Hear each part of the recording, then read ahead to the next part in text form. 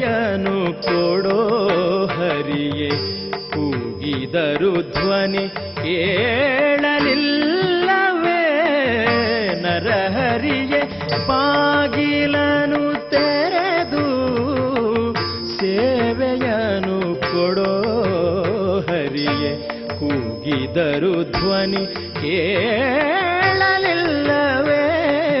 ನರಹರಿಯೇ ಬಾಗಿಲನು ತೆರೆದು ಕೃಷ್ಣ. ಅಂತರಂಗದಲ್ಲಿ ಕೃಷ್ಣನನ್ನು ಕಂಡ ಕನಕನಿಗೆ ಚಂದ್ರಶಾಲೆಯ ಗೋಡೆ ಬಿರುಕು ಬಿಟ್ಟಿತು. ಭಗವಂತನ ಸಾಕ್ಷಾತ್ ದರ್ಶನವಾಯಿತು. ಕೃಷ್ಣನ ಭಕ್ತ ವಾತ್ಸಲ್ಯಕ್ಕೆ ಸಾಕ್ಷಿಯಾಗಿ ನಿಂತ ಈ ಕಿಂಡಿಯೇ ಕನಕನ ಕಿಂಡಿ. ಬಳಿಯಲ್ಲಿಯೇ ಕನಕ ಮಂಟಪದಲ್ಲಿ ಕನಕದಾಸರ ವಿಗ್ರಹವಿದೆ. ಅದರಾಚೆ ಅನಂತೇಶ್ವರ ಗುಡಿ, ಅದರೆದುರಿಗೆ ಚಂದ್ರೇಶ್ವರ ಗುಡಿ, ಎಡಕ್ಕೆ ಕೃಷ್ಣ ಮಠದ ಮಹಾದ್ವಾರ. ಅಲ್ಲಿ ಪ್ರವೇಶಿಸಿದರೆ ಮುಂದೆ ಬಲಕ್ಕೆ ಮಧ್ವ ಸರೋವರವಿದೆ.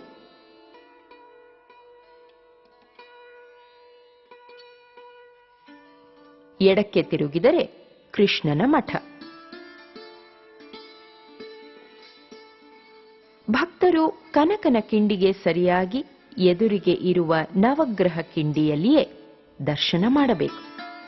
ನವವಿಧ ಭಕ್ತಿಯಿಂದ ಭಗವಂತನನ್ನು ಆರಾಧಿಸಬೇಕು ಎನ್ನುವ ಸಂಕೇತವಾಗಿರುವ ಈ ನವಗ್ರಹ ಕಿಟಕಿಯ ಒಳಗೆ ಕಣ್ಣು ಹಾಯಿಸಿರಿ. ಮಧ್ವರಿಂದ ಪೂಜೆಗೊಂಡ, ದ್ವಾರಕೆಯಲ್ಲಿ ರುಕ್ಮಿಣಿಯಿಂದ ಆರಾಧಿಸಲ್ಪಟ್ಟ ಬಾಲಕೃಷ್ಣನ ಮುದ್ದು ಮೂರುತಿ ನಿಮ್ಮೆದುರಿಗೇ ನಿಂತಿದೆ. ಆಹಾ, ಅದೆಂಥ ಸುಂದರ ವಿಗ್ರಹ! ಸಣ್ಣ ಬಾಲಕನದೇ ಗಾತ್ರ, ಪುಟ್ಟ ಮಗುವಿನದೇ ಮಾಟ, ಕೈಯಲ್ಲಿ ಕಡಗೋಲು, ಹಗ್ಗ ಕೌಪೀನದ ಉಡುಗೆ, ತಲೆಮುಡಿ, ಮೈತುಂಬ ಬಗೆ ಬಗೆಯ ಆಭರಣ. ಹರಿದಾಸರು ಹಾಡಿ ನಲಿದಾಡಿದ ಕೃಷ್ಣ ಇವನೇ.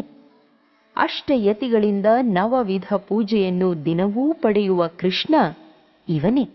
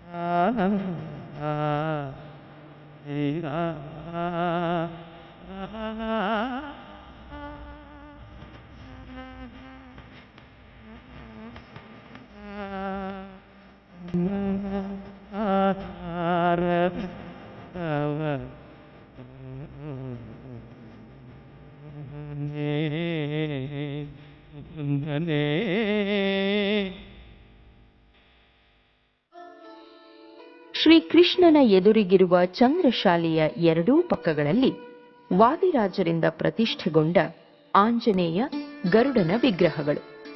ಕೃಷ್ಣನ ಬಲಭಾಗದಲ್ಲಿರುವ ದ್ವಾರದಲ್ಲಿ ಮಧ್ವಾಚಾರ್ಯರ ಸುಂದರ ವಿಗ್ರಹವಿದೆ. ಮುಂದೆ ಕಾಣಸಿಗುವುದು ಸಿಂಹಾಸನ. ಆಚಾರ್ಯ ಮಧ್ವರು ಕುಳಿತಿದ್ದ ಮೂಲಪೀಠ. ಇದನ್ನು ಸರ್ವಜ್ಞ ಪೀಠ ಎನ್ನುತ್ತಾರೆ. ಈ ಪೀಠದಲ್ಲಿ ಕೂಡುವುದೇ ಪರ್ಯಾಯ ಪೀಠಾರೋಹಣ.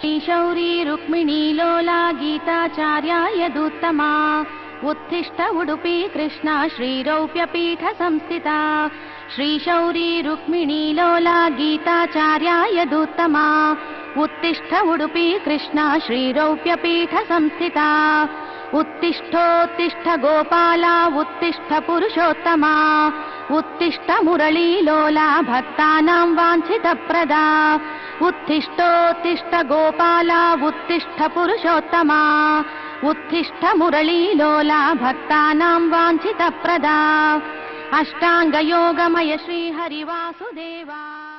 ಚತುರ್ದಶ ಭುವನಗಳ ಒಡೆಯನಾದ ಭಗವಂತನ ಸನ್ನಿಧಿಯಲ್ಲಿ ಅನುದಿನವೂ ಚತುರ್ದಶ ಪೂಜೆಗಳು. ಕೃಷ್ಣ ಮಠದಲ್ಲಿ ಪೂಜೆಗಳು ಬೆಳಗಿನ ಜಾವ 4 ಗಂಟೆಗೆ ಪ್ರಾರಂಭವಾಗುತ್ತವೆ.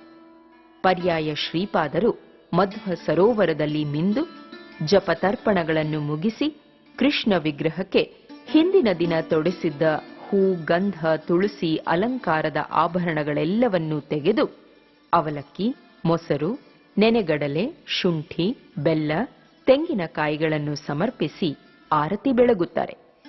ಇದು ನಿರ್ಮಾಲ್ಯ ವಿಸರ್ಜನೆ ಪೂಜೆ. ಬಳಿಕ ಅಭಿಷೇಕ ಮಾಡಿ ಅನ್ನ, ಹಾಲು, ಮೊಸರು, ಹಣ್ಣುಕಾಯಿ, ತಾಂಬೂಲವಿತ್ತು ಉಷಃಕಾಲದ ಪೂಜೆ ಮಾಡುತ್ತಾರೆ. ಬಳಿಕ ಮಧ್ವಾಚಾರ್ಯರು ತಮ್ಮ ಅಮೃತ ಹಸ್ತದಿಂದ ನೀಡಿರುವ ಅಕ್ಷಯ ಪಾತ್ರೆ, ಸಟ್ಟುಗಗಳನ್ನು, ಗೋವನ್ನು ಪೂಜಿಸುತ್ತಾರೆ. ಕೃಷ್ಣನ ಸನ್ನಿಧಿಯಲ್ಲಿ ನಿರಂತರ ಅನ್ನದಾನ ನಡೆಯಲಿ ಎಂದು ಪ್ರಾರ್ಥಿಸುತ್ತಾರೆ. ಆದ್ದರಿಂದ ಅನ್ನ ಬ್ರಹ್ಮನೆಂದೇ ಪ್ರಸಿದ್ಧನಾದ ಕೃಷ್ಣನ ಸನ್ನಿಧಿಯಲ್ಲಿ ಯಾತ್ರಿಕರು, ಬಡಬಗ್ಗರು, ಶಾಲಾ ವಿದ್ಯಾರ್ಥಿಗಳು ಮುಂತಾಗಿ ಪ್ರತಿದಿನ ಸುಮಾರು 10,000 ಜನರಿಗೆ ಅನ್ನದಾನ ನಡೆಯುತ್ತದೆ. ನೆನೆವೆನನುದಿನ ನೀಲ ನೀರದ ವರ್ಣನ ಗುಣರನ್ನನ ಮುನಿಜನ ಪ್ರಿಯ ಮುದ್ದು ಉಡುಪಿನ ರಂಗನಾದಯ ಪಾಂಗನ. ನೆನೆವೆನನುದಿನ ನೀಲ ನೀರದ ವರ್ಣನ ಗುಣರನ್ನನ.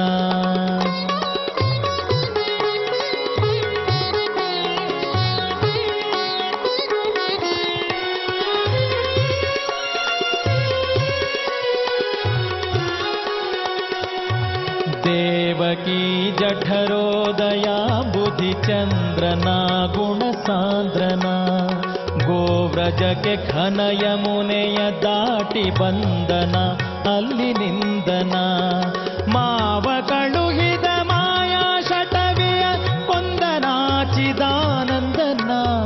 ದೇವರಿಪು ದೈತ್ಯೇಂದ್ರ ಶಕಟನ ಒದ್ದನ ಶ್ರುತಿ ಸಿದ್ಧನ. ನೆನೆವೆನನುದಿನ ನೀಲ ನೀರದ ವರ್ಣನ ಗುಣರನ್ನನ. ಬಳಿಕ ಪಂಚಾಮೃತ ಪೂಜೆ. ಚಿನ್ನದ ನಾಣ್ಯಗಳಿಂದ ಕೃಷ್ಣನಿಗೆ ಸುವರ್ಣಾಭಿಷೇಕ ಮಾಡಿ ಪಂಚಾಮೃತಾಭಿಷೇಕ ಮಾಡುತ್ತಾರೆ. ಹೆಸರು ಹಿಟ್ಟಿನಿಂದ ವಿಗ್ರಹವನ್ನ ತಿಕ್ಕಿ ಬಿಸಿ ನೀರಿನ ಮಜ್ಜನ ಮಾಡಿಸುತ್ತಾರೆ. ಅನ್ನ, ಹಾಲು, ಬೆಣ್ಣೆ, ಎಳನೀರು ಅರ್ಪಿಸಿ ಆರತಿ ಬೆಳಗುತ್ತಾರೆ. ಇದು ಉದ್ವರ್ತನ ಪೂಜೆ. ಬಳಿಕ ಕಳಶ ಪೂಜೆ. ಪೀಠ ಪೂಜೆ ಮಾಡಿ ಕಳಶೋದಕದಿಂದ ಮಹಾಭಿಷೇಕ. ತುಳಸಿ ಗಂಧ ಪುಷ್ಪಗಳನ್ನು, ಅನ್ನ, ದೋಸೆ, ಬೆಣ್ಣೆ, ಬೆಲ್ಲ, ಪಾಯಸ, ಹಣ್ಣುಕಾಯಿ, ತಾಂಬೂಲಗಳನ್ನು ಇತ್ತು ಆರತಿ ಬೆಳಗುತ್ತಾರೆ. ಬಳಿಕ ಅಲಂಕಾರ. ದಿನಕ್ಕೊಂದು ಬಗೆಯ ಅಲಂಕಾರ. ಶುಕ್ರವಾರಗಳಲ್ಲಿಯೂ ನವರಾತ್ರಿ ದಿನಗಳಲ್ಲಿಯೂ ಸ್ತ್ರೀ ರೂಪಾಲಂಕಾರವಿದೆ. ಭಗವಂತ ಪರಮಪುರುಷ, ಪುರುಷೋತ್ತಮನಾದರೂ ಅವನು ಪುರುಷರಲ್ಲಿ ಅಂತರ್ಯಾಮಿಯಾಗಿ ಪುರುಷ ರೂಪದಿಂದ ಇರುತ್ತಾನೆ. ಸ್ತ್ರೀಯರಲ್ಲಿ ಅಂತರ್ಯಾಮಿಯಾಗಿ ಸ್ತ್ರೀ ರೂಪದಿಂದ ಇರುತ್ತಾನೆ. ಅವನಿಗೆ ಸ್ತ್ರೀ ರೂಪವೂ ಉಂಟೆಂದು ನೆನಪಿಸಲು ಈ ಸ್ತ್ರೀ ರೂಪಾಲಂಕಾರ. ಬಳಿಕ ಅವಸರ ಸನಕಾದಿ ಪೂಜೆ ನಡೆಯುತ್ತದೆ. ಮಾಧ್ವರಿಗೆ ಗುರು ಪರಂಪರೆಯಲ್ಲಿ ಮಧ್ವಾಚಾರ್ಯರು ಮೂಲಪುರುಷರಾಗಿರುವಂತೆ ಅವರಿಗೂ ಮೂಲಪುರುಷರು ಸನಕಾದಿ ಮುನಿಗಳು.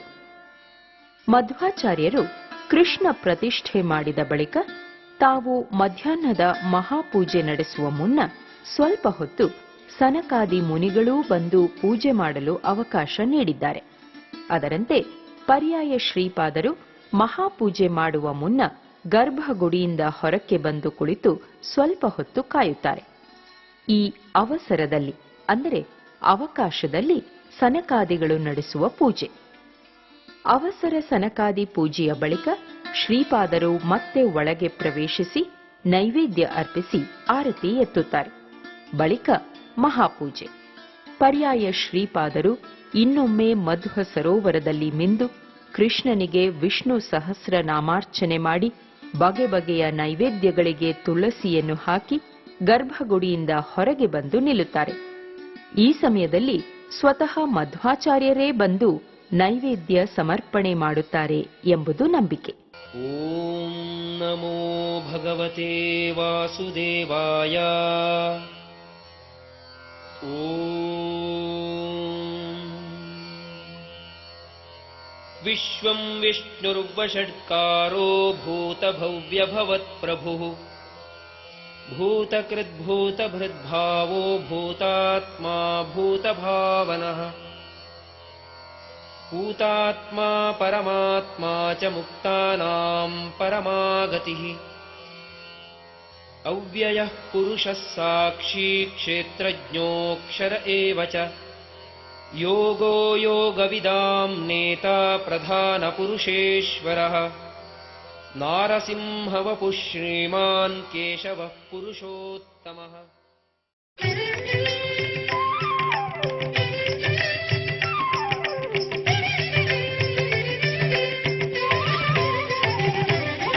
ವಂದೇ ವಂದ್ಯಂ ವಂದೇ ವಂದ್ಯಂ ಸದಾನಂದಂ ವಾಸುದೇವಂ ನಿರಂಜನಂ.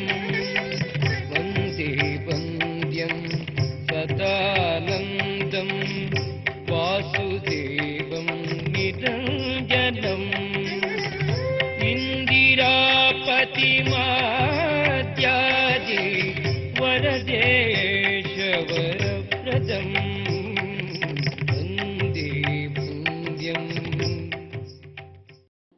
ಬಳಿಕ ಶ್ರೀಪಾದರು ಒಳಕ್ಕೆ ಪ್ರವೇಶಿಸಿ ಮಹಾಪೂಜೆ ಮಾಡುತ್ತಾರೆ.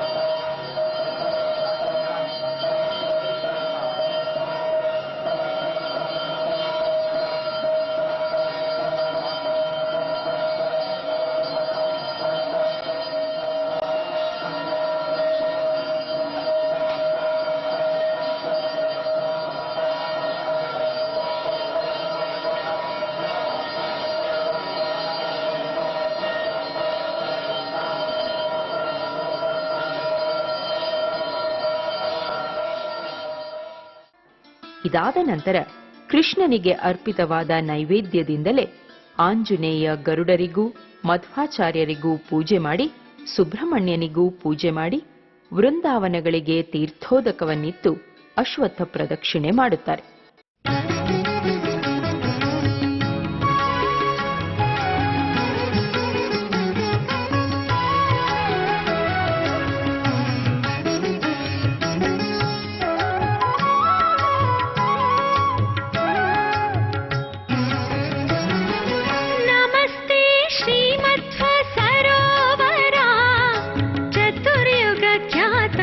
ಸರೋವರ ನಮಸ್ತೆ ಶ್ರೀಮಧ್ವ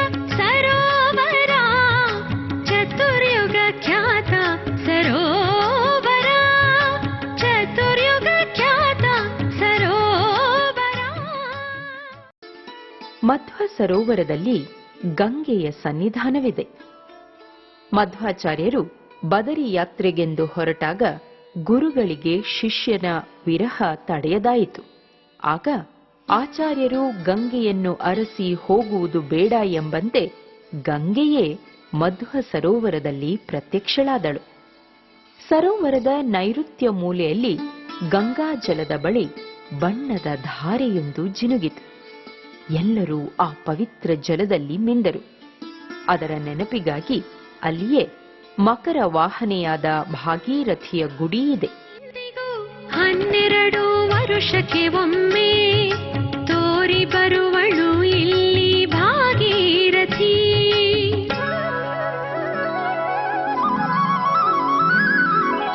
ಈ ಪುಣ್ಯ ಜಲದ ಸ್ನಾನ ಮಾಡುವ ಭಕ್ತರಿಗೆ ಗಂಗಾ ಸ್ನಾನದಂತೆ ಫಲದಾಯಕ. ಈ ಪುಣ್ಯ ಜಲದ ಸ್ನಾನ ಮಾಡುವ ಭಕ್ತರಿಗೆ ಗಂಗಾ ಸ್ನಾನದಂತೆ ಫಲದಾಯಕ. ನಮಸ್ತೆ ಶ್ರೀ ಮಧ್ವ ಸರೋವರ, ಚತುರ್ಯುಗ ಖ್ಯಾತ ಸರೋವರ. ಸರೋವರದ ನಡುವೆ ಒಂದು ಮಂಟಪವಿದೆ.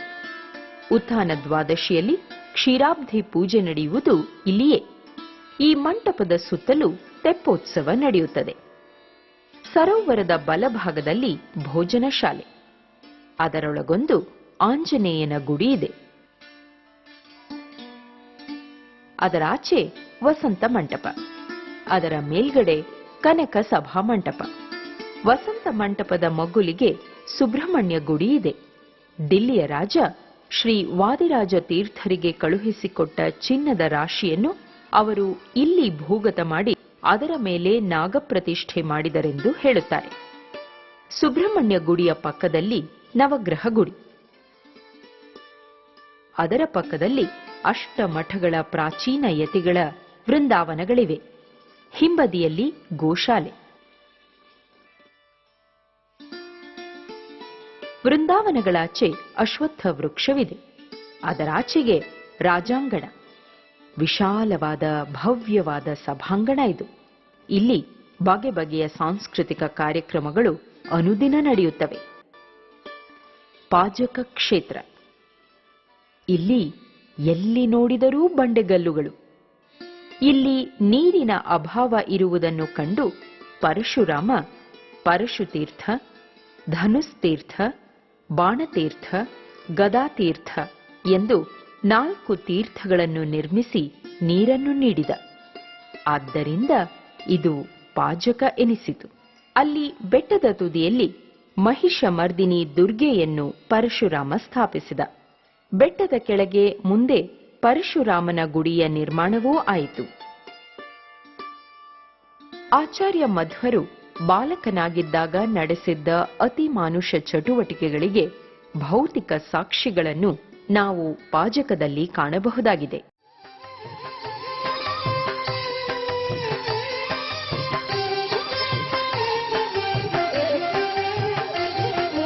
ಮಧ್ಯಗೇಹನಲ್ಲಿ ಜನಿಸಿನಿ, ಬಾಲ್ಯದಲ್ಲಿ ಮಸ್ಕರಿಯ ರೂಪಗೊಂಡಿನಿ. ಮಧ್ಯಗೇಹನಲ್ಲಿ ಜನಿಸಿನಿ, ಬಾಲ್ಯದಲ್ಲಿ ಮಸ್ಕರಿಯ ರೂಪಗೊಂಡಿನಿ.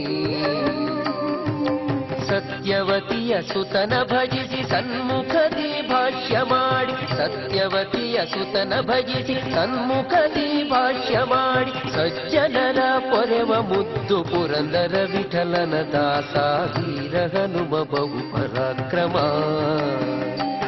ಸುಜ್ಞಾನವಿತ್ತು ಪಾಲಿಸೆನ್ನ ಜೀವರೋತ್ತಮ, ವೀರ ಹನುಮ ಬಹು ಪರಾಕ್ರಮ. ಉಡುಪಿಯ ಅನಂತಾಸನ ದೇವಾಲಯದಲ್ಲಿರುವ ಕರಿಶಿಲೆಯ ಪೀಠದಲ್ಲಿ ಕುಳಿತು ಶಿಷ್ಯರಿಗೆ ಉಪನಿಷತ್ತಿನ ರಹಸ್ಯಗಳನ್ನು ಉಪದೇಶಿಸುತ್ತಿದ್ದಂತೆ ಆಕಾಶದಿಂದ ಪುಷ್ಪವೃಷ್ಟಿಯಾಯಿತು. ಆ ಪುಷ್ಪವೃಷ್ಟಿಯ ಪೂರದಲ್ಲಿಯೇ ಮಧ್ವರು ಅದೃಶ್ಯರಾಗಿ ಬದರಿಗೆ ಹೋಗಿ ಶ್ರೀ ವೇದವ್ಯಾಸರ ಬಳಿ ನಿಂತರು.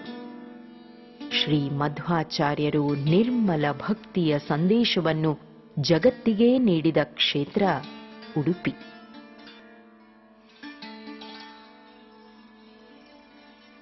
ಕೃಷ್ಣ ಮಠದಿಂದ ಹೊರಗೆ ಬಂದು ರಥಬೀದಿಯಲ್ಲಿ ಪ್ರದಕ್ಷಿಣೆ ಹಾಕಿದರೆ ಮೊದಲಿಗೆ ಸಿಗುವುದು ಕಾಣಿಯೂರು ಮಠ. ಮೂಲಯತಿಗಳು ಶ್ರೀರಾಮ ತೀರ್ಥರು. ಅವರಿಗೆ ಮಧ್ವಾಚಾರ್ಯರು ಯೋಗ ನರಸಿಂಹ ಮೂರ್ತಿಗಳನ್ನು ಆರಾಧಿಸಲು ಕೊಟ್ಟರು. ನಂತರ ಸಿಗುವುದು ಸೋದೆ ಮಠ. ಶ್ರೀ ವಿಷ್ಣು ತೀರ್ಥರು ಮೂಲಯತಿಗಳು. ಭೂವರಾಹ ಆರಾಧ್ಯ ಮೂರ್ತಿ. ಈ ಮಠದ ಪರಂಪರೆಯಲ್ಲಿ ಬಂದವರು ಶ್ರೀ ವಾದಿರಾಜ ತೀರ್ಥರು. ಅಷ್ಟಮಠಗಳ ಈಗಿನ ಪರ್ಯಾಯ ಕ್ರಮದ ರೂವಾರಿಗಳು ರುಜುಗಣ ಶ್ರೇಷ್ಠರು, ದೇವತೋತ್ತಮರು. 120 ವರ್ಷಗಳ ಕಾಲ ಬದುಕಿದ್ದು ಸೋದೆಯಲ್ಲಿ ಸಜೀವ ವೃಂದಾವನ ಪ್ರವೇಶ ಮಾಡಿ ಇಂದಿಗೂ ಸೇವಿಸುವ ಭಕ್ತರಿಗೆ ಕಾಮಧೇನುಗಳಾಗಿದ್ದಾರೆ ಶ್ರೀ ವಾದಿರಾಜ ತೀರ್ಥರು. ಇವರು ಹಯಗ್ರೀವನನ್ನು ಆರಾಧಿಸಿ ಒಲಿಸಿಕೊಂಡರು. ತಪೋ ವಿದ್ಯಾ ವಿರಕ್ತ್ಯಾದಿ ಸದ್ಗುಣೌಘಾಕರಾನಹಂ ವಾದಿರಾಜ ಗುರೂನ್ ವಂದೇ ಹಯಗ್ರೀವ ದಯಾಶ್ರಯಾನ್.